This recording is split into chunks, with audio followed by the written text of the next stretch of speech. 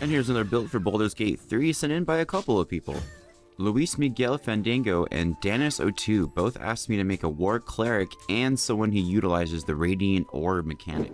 Easy as taking 5 levels of any Cleric class, I always go War Domain for this guy, and the right equipment.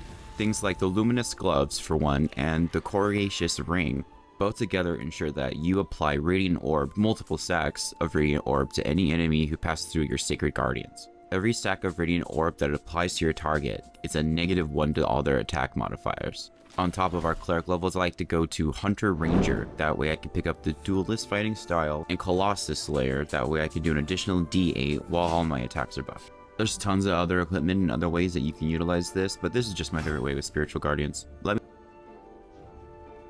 Coruscation Ring is actually hidden in a part of a basement underneath the last lighted inn. I actually didn't know this was there for the longest time.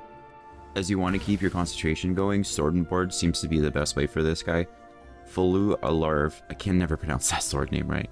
Well, the Screech stacks with all the Spiritual Guardians, and the shield helps to keep your AC high, which means you don't get hit, which means you don't have to make Constitution saves. Let me know if there's a build you'd like to see out of an item or spell you like in the comments.